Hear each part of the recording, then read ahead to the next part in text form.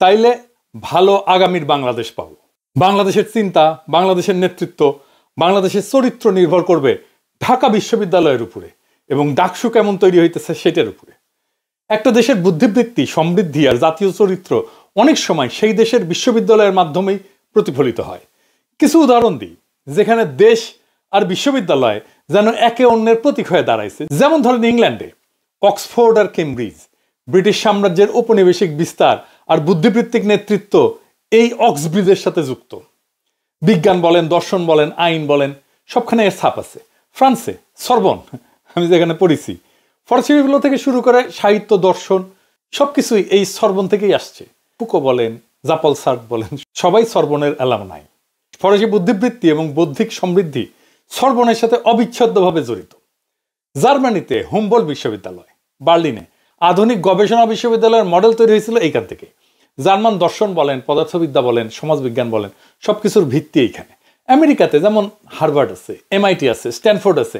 আমেরিকার অর্থনৈতিক সমৃদ্ধি, প্রযুক্তি, উদ্যোক্তা সংস্কৃতির প্রতীক হয়ে আছে MIT আর স্ট্যানফোর্ড। আর রাজনৈতিক আর আইনি চিন্তার প্রতীক হয়ে আছে হার্ভার্ড। এক এক দেশে এক একটা বিশ্ববিদ্যালয় জাতীয় বুদ্ধিবৃত্তির সিগনেচার, যেটা কেবল শিক্ষা প্রতিষ্ঠান না, বরং সেই দেশের ইতিহাস, রাজনীতি, সংস্কৃতি আর সমৃদ্ধির প্রতীক হয়ে যায়। তাই ঢাকা বিশ্ববিদ্যালয়ে যে ছাত্র সংসদ নির্বাচন ডাকসু হইতে যাইতেছে, সেইটা এই বিজয়ীদের কাছে দেশবাসীর একটা প্রত্যাশা থাকবে। কারা এখানে বিজয়ী হবে সেটা দেশবাসীর একটা আকাঙ্ক্ষা থাকবে। আজকের আলাপটা সেইটা নিয়ে। আজকের আলাপের পরে বুঝতে পারবেন কাদের এই নির্বাচনে ভোট দেওয়া যাবে না। আসেন আল্লাহর নামে শুরু করি। আমাদের একটু পিছনে ফিরে যেতে হবে, পিছনের ইতিহাস থেকে শুরু করি, তাহলে বুঝতে সুবিধা হবে। ইংরেজরা যে কারণে ঢাকা বিশ্ববিদ্যালয় প্রতিষ্ঠা করছিল, সেই মতাদর্শিক লক্ষ্য পরিবর্তন করে আপন শিকড়ের দিকে আস্থাশীল, গণমুখী নতুন এক রাষ্ট্র নির্মাণের মহাসড়কে একে পুনঃস্থাপন করতে হবে ঢাকা বিশ্ববিদ্যালয়কে। যারা আমাদের উপনিবেশ বানাইছিল এশিয়ায়, যেমন ইংল্যান্ড থেকে, তারা ইউরোসেন্ট্রিক এডুকেশন, মানে তাদের চিন্তা ভাবনাই ছিল ইউরোসেন্ট্রিক, মানে ইউরোপ হচ্ছে পৃথিবীর সেন্টার, ওইখান থেকে আমাদের ধার করতে হবে। এখানে ইউরোপীয় শিক্ষা, সংস্কৃতি এবং সভ্যতার বিষয়বস্তুকে অগ্রাধিকার দেওয়া হয়। এই ব্যবস্থা বদলে ফেলে বাংলাদেশি জাতি গঠন প্রক্রিয়াকে জোরদার করার লক্ষ্যে এদেশের মানুষের মুসলিম সত্তার প্রতি শ্রদ্ধাশীল এক নতুন শিক্ষা ব্যবস্থার প্রবর্তন ঘটাইতে হবে। কঠিন এই লক্ষ্য অর্জনের জন্য প্রথমে বুঝতে হবে কিভাবে হিন্দুস্তানে ঢুকে ব্রিটিশেরা ধীর পায়ে আগাইছিল। তারা 1757 সালে প্রথমে দখল করে বাংলার নবাবী সিরাজউদ্দৌলাকে পরাজিত করে। 1765 সালে বক্সারের যুদ্ধে মীর কাসিমের পরাজয়ের ভিতর দিয়ে এই দখল সম্পূর্ণ হয়। বাংলার নবাবদের মুর্শিদাবাদের দরবারের আমির আমত্তদের ভেতরে হিন্দু মুসলমান মোটামুটি সমান সমান থাকলেও ইংরেজরা মুসলমানদের সন্দেহের চোখে দেখত এবং শত্রু হিসেবে গণ্য করা শুরু করলো। মুসলমানরা ইংরেজদের কাছে বিশেষ করে শত্রু হয়ে পড়ার দুইটা কারণ থাকা সম্ভব। এক, ইংরেজরা মুসলমানদের নবাবী উৎখাত করে ক্ষমতা দখল করছিল, ফলে দরবারে মুসলমানদের উপরে বাড়তি নজর রাখতো। তারা এদেরকে নবাবের স্বাভাবিক বন্ধু ভাবত। বিপরীতভাবে তারা মুসলমান বিদ্বেষী সাম্প্রদায়িক ভাবনা থেকে হিন্দুদেরকে বন্ধু হিসেবে গণ্য করত। 2 নম্বরে তো ব্রিটিশেরা তো খ্রিস্টান, তো খ্রিস্টান হিসেবে মুসলমানদের নিয়ে ইউরোপীয় স্মৃতির শরিক ছিল ব্রিটিশ ইংরেজেরাও। সেটা কি? আরবদের জেরুজালেম আর স্পেন দখল, অনেকগুলো ক্রুসেডের পরেও জেরুজালেম উদ্ধার করতে না পারা, শেষে কনস্টান্টিনোপল আর হায়া সোফিয়া হারাইতে হয়েছিল অটোম্যানদের কাছে 1453 সালে। ইংরেজদের বিরুদ্ধে হিন্দুস্তানের প্রথম বিদ্রোহ, যে মজনু শাহ এবং ভবানী পাঠকদের ফকির সন্ন্যাসীর বিদ্রোহ, এটাতে হিন্দু মুসলমান উভয় শরিক হইল। খ্রিস্টান ইংরেজের বিশেষ শত্রু মুসলমানদের সঙ্গে শাসক ইংরেজের দূরত্ব বাড়তেই থাকে। আর বিপরীত দিকে হিন্দুরা আরো কাছে চলে আসে ব্রিটিশদের। সেই বিন্দু থেকে ডিভাইড অ্যান্ড রুল তত্ত্ব বিকশিত হইতে থাকে, মানে এদেরকে ভাগ করে রাখো এবং শাসন করতে থাকো, এবং কার্যকরভাবে এটা প্রয়োগ করতে থাকে ইংরেজ শাসকেরা। 1793 সালে চিরস্থায়ী বন্দোবস্ত প্রবর্তনের মাধ্যমে ইংরেজরা হিন্দুস্তানে হিন্দু মুসলমানের ভেতরকার ফ্যাসাদকে রাজনৈতিক রূপ দিতে কাজ শুরু করে এবং কয়েক বছরের মধ্যে একে পাকাপাকিভাবে প্রতিষ্ঠা করতে সক্ষম হয়। জমির নয়া বন্দোবস্তে অল্প সংখ্যক মুসলমান বাদে সংখ্যাগরিষ্ঠ জমিদারি ছিল হিন্দু। এইখানে খেয়াল রাখা দরকার, হিন্দুস্তানের নিম্ন বর্ণের গরিব হিন্দু আর বৌদ্ধরা ইসলামের সমতার প্রেরণায় আকৃষ্ট হয়েছিল বলে স্থানীয় মুসলমানরা প্রায় সবাই ঐতিহাসিকভাবে গরিব ছিল। হিন্দু ধর্মের বর্ণ প্রথা এবং জাতপাত, ইংরেজদের নীল চাষ আর ভূমির নয়া বন্দোবস্তে জমিদারদের অতিরিক্ত খাজনার শোষণের ফল হিসেবে খাদ্যাভাব এবং দুর্ভিক্ষে মরতে শুরু করে বাংলার গরিবেরা। এর সবচেয়ে বিশাল শিকার হইতে হয় বাংলার মুসলমানদেরকে। অবর্ণনীয় নিগ্রহের জবাবে নানান মাত্রায় চলতে থাকে প্রতিরোধ। তারই ধারাবাহিকতায় 1857 সালে মহাবিদ্রোহ ঘটে, যাতে মুসলমানদের অংশগ্রহণ এবং নেতৃত্ব ছিল চোখে পড়ার মতো ব্যাপক। মানে এটাকেই সিপাহী বিদ্রোহ বলে জানি আমরা। এই 1857 সাল, এই 1857 সালে ব্রিটিশদের বিজয় চূড়ান্ত রূপ লাভ করে এবং মুসলমানদের রাজনৈতিক প্রতিরোধ পুরোপুরি বিপর্যস্ত হয়ে যায়, পরাজিত হয়ে যায়। 1857 সালের পর থেকে ব্রিটিশরা হিন্দুস্তানে তাদের শাসনের জন্য ইউরোপীয় মন মানসিকতার মানুষ বানানো শুরু করে শিক্ষা ব্যবস্থার ভিতর দিয়ে। সেই লক্ষ্যে বাস্তবায়ন করতে 1857 সালে সরকারি ভাষা পরিবর্তন ঘটায়, ফার্সির বদলে ইংরেজি প্রতিষ্ঠা করে। মানে আগে ছিল ফার্সি, এখন ইংরেজি প্রতিষ্ঠা করে। বেশিরভাগ মুসলমানদের রাষ্ট্র, সরকার এবং রাজনৈতিক নেতৃত্ব পরাজিত হবার পরে এরা নিঃস্ব হইয়া ইংরেজের প্রবর্তিত আধুনিক শিক্ষায় খুব কম সংখ্যায় ঢুকতে থাকে। বহু আগে ইংরেজদের কোলে ওঠা হিন্দুদের সাথে কিছু মুসলমান তাল মেলাইতে চেষ্টা করে। একই সঙ্গে হিন্দুস্তান 1857 সালের পর কোম্পানি শাসন থেকে ব্রিটিশ রাজের শাসনে উন্নীত হয়, সরাসরি ব্রিটিশরা শাসন করতে শুরু করে। এই ব্রিটিশ ক্রাউনের কাছে প্রজা হিতৈষী নীতির মানে ছিল শরীরের রং কালো হইলেও একজন ইন্ডিয়ান রুচিতে যেন স্থানীয় ইউরোপীয় হয়ে ওঠে। অবশ্য 1857 সালের আগেই বিশ্বখ্যাত সমাজবিজ্ঞানী জন স্টুয়ার্ট মিল, যিনি ছিলেন ইস্ট ইন্ডিয়া কোম্পানির একজন প্রভাবশালী বোর্ড মেম্বার, জানেন তো, তার অনুপ্রেরণায় হিন্দুস্তান সিভিলাইজিং প্রজেক্টের আওতায় এদেশে ইউরোপীয় শিক্ষার প্রয়োগ শুরু হয়েছিল। মানে এদেরকে সভ্য করতে হবে, এরা অসভ্য। কিন্তু এত এত ঘটনা ঘটলেও বাংলার পূর্বাংশ, মানে এখন যেটা বাংলাদেশ, সেটা ছিল শিক্ষা এবং শাসনের কেন্দ্র থেকে অনেক দূরে। তাই পিছিয়ে থাকা পূর্ববঙ্গের মানুষ, যারা বেশিরভাগ ছিল মুসলমান, তাদেরকে কিছুটা উন্নয়নের ছোঁয়া দিতে ব্রিটিশরা 1905 সালে বঙ্গভঙ্গের ভেতর দিয়া পূর্ব বাংলাকে আলাদা প্রশাসনিক অঞ্চল হিসেবে ঘোষণা করে। কিন্তু ইংরেজ শিক্ষিত কলকাতার বর্ণ হিন্দু এবং পূর্বাঞ্চলের জমিদারেরা তাদের আধিপত্য বজায় রাখতে সামাজিক, সাংস্কৃতিক, রাজনৈতিক ক্ষেত্রে প্রবলভাবে এর বিরোধিতা শুরু করে। ফলে পূর্ববঙ্গের অধিবাসীদের অর্থনৈতিক অগ্রগতি সাধনের এই ব্রিটিশ প্রকল্প ব্যাপক বাধার সম্মুখীন হয়। এই জমিদার হিন্দুরা বোমাবাজি করে আগুন জ্বালা একের সারখার করে দিছিল। ওই সময় হিন্দু শাসিত প্রভাবিত অভিন্ন বঙ্গ ধরে রাখার প্রেরণা জোরদার করতেই রবীন্দ্রনাথ ঠাকুর বঙ্গভঙ্গের প্রতিক্রিয়াতেই আমার সোনার বাংলা আমি তোমায় ভালোবাসি এই গানটা রচনা করেন। অর্থনৈতিক, সাংস্কৃতিক এবং রাজনৈতিকভাবে তৎকালীন অবিভক্ত বাংলার অধিপতি শ্রেণীর নেতৃত্ব হিন্দুদের সংঘবদ্ধ সংগ্রাম এবং প্রতিরোধের মুখে 1911 সালে মাত্র 6 বছরের মধ্যে ব্রিটিশ রাজ বঙ্গভঙ্গ রদ করতে সালে গঠিত পূর্ববঙ্গ পৃথক রাজ্য হিসেবে টিকে যেত, তাহলে অল্প কয়েক বছরের মধ্যে নিশ্চয়ই এর রাজধানী ঢাকায় বিশ্ববিদ্যালয়, মেডিকেল কলেজ, ইঞ্জিনিয়ারিং কলেজ অনেক কিছু প্রতিষ্ঠিত হইত। তো ব্রিটিশ রাজের এই সিদ্ধান্ত পরিবর্তন হয় পূর্ববঙ্গের মানুষরা আবার সেই পুরনো বঞ্চনার রাস্তায় ফিরে যায়।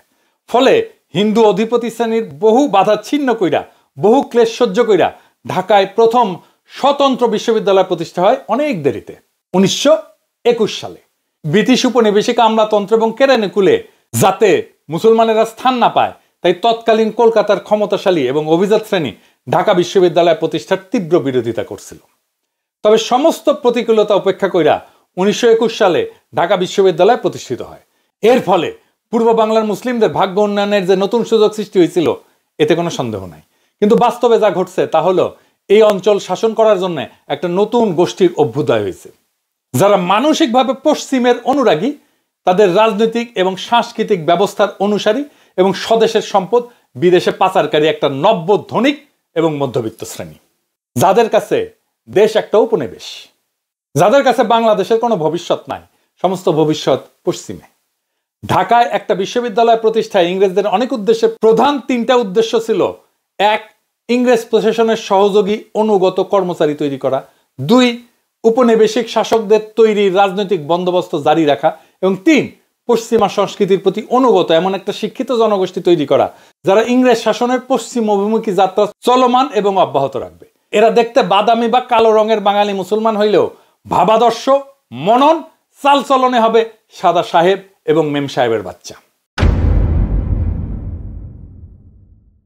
প্রতিষ্ঠাকাল থেকেই এই বিশ্ববিদ্যালয় ইংরেজ সরকারের চাহিদা মতো নেতা, নেত্রী, আমলা, লুটেরা, বণিক, চামচা, শিক্ষক, বুদ্ধিজীবী, নানান পেশাজীবী তৈরির একটা কারখানায় পরিণত হয়। পূর্ব বাংলার খেটে খাওয়া কৃষক, মজুর, শ্রমিকদের হাড় ভাঙা পরিশ্রমের টাকায় গড়ে ওঠা এই প্রতিষ্ঠান শুরু থেকেই স্বদেশবাসীর উন্নয়নের উদ্দেশ্য এবং লক্ষ্যের সাথে বিশ্বাসঘাতকতা করছে। যাদের রক্ত, ঘাম এবং অর্থে এই বিদ্যাপীঠ পরিচালিত হয়, তাদেরই ইতিহাস, ঐতিহ্য, ধর্মবিশ্বাসের বিরুদ্ধে দাঁড়ানোর জন্য জনবল সৃষ্টি করাই হয়ে ওঠে ঢাকা বিশ্ববিদ্যালয়ের প্রধান ভূমিকা। কি তামাশা! তবে আপন কৃষ্টি সংস্কৃতি এবং দেশপ্রেমে উদ্বুদ্ধ হাতে গোনা অল্প কিছু দেশপ্রেমিক মানুষও এই বিশ্ববিদ্যালয় থেকেই বাড়াইছে। ভাবাদর্শগত ঝোঁকের কারণে এই শিক্ষা প্রতিষ্ঠানের শিক্ষক শিক্ষার্থীরা নিজেদের অজান্তেই এখনো ইংরেজ উপনিবেশিক সংস্কৃতি দিয়ে আচ্ছন্ন হয়ে আছে। 47-এর দেশ স্বাধীনের 78 বছর পরেও এখনো তারা ব্রিটিশ রাজের রাজধানী কলকাতাকেই কেন্দ্র মনে করে তাদের। কালের বিবর্তনে কলকাতা ইন্ডিয়ার একটা পরিত্যক্ত স্মৃতিতে পরিণত হইলেও তাকেই মানদণ্ড ধরে এবং অনুসরণ করে এরা তথাকথিত উচ্চস্তরে উন্নীত হওয়ার চেষ্টা চালায়। লোভের এই লক্ষ্যস্থল কলকাতায় তাদেরকে ক্রমশ মুসলিম বিদ্বেষী করে তোলে।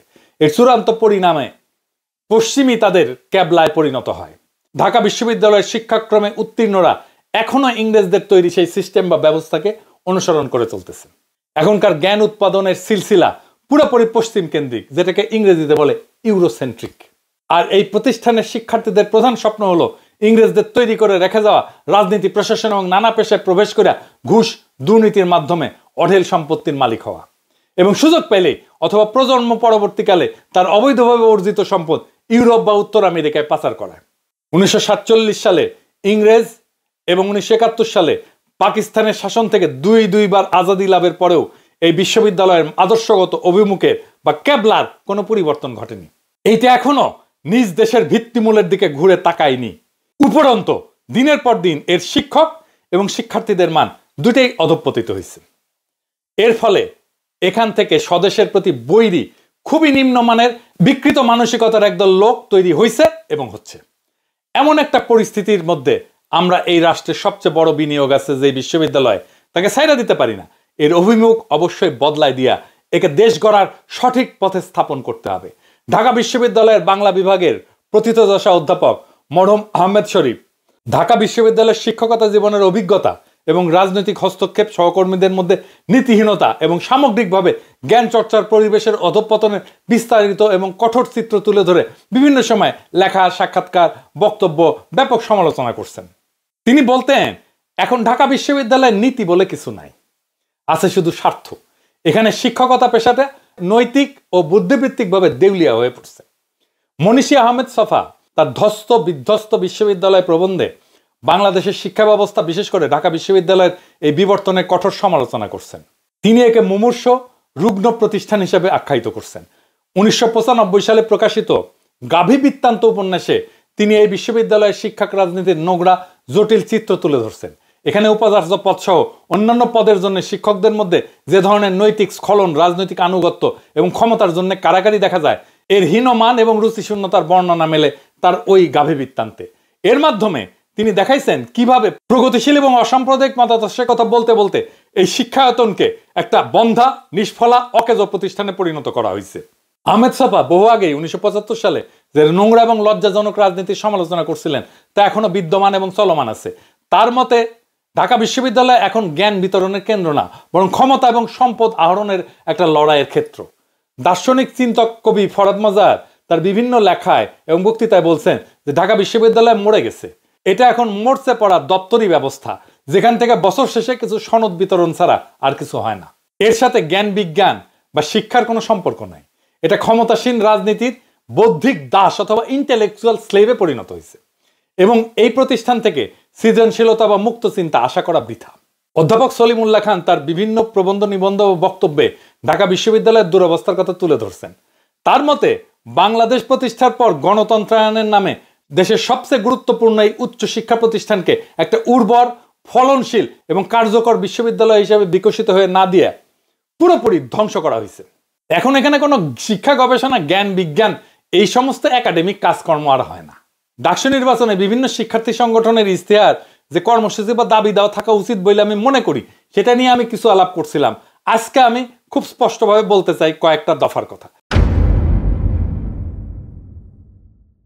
1 নম্বর, ঢাকা বিশ্ববিদ্যালয়ের শিক্ষা জ্ঞান চর্চার অভিমুখ স্বদেশ এবং আপন ধর্ম, ঐতিহ্য এবং শিক্ষার সাথে সামঞ্জস্যপূর্ণ করে বাংলাদেশি জাতীয়তাবাদী ধারায় নতুন করে গড়ে তুলতে হবে। 2 নম্বর, দেশের সবচেয়ে গুরুত্বপূর্ণ শিক্ষাঙ্গনকে অবশ্যই আওয়ামী ফ্যাসিবাদ, ইন্ডিয়ান আধিপত্যবাদ এবং ইউরোপ কেন্দ্রিক উপনিবেশিক শিক্ষা ব্যবস্থা থেকে মুক্ত করতে হবে।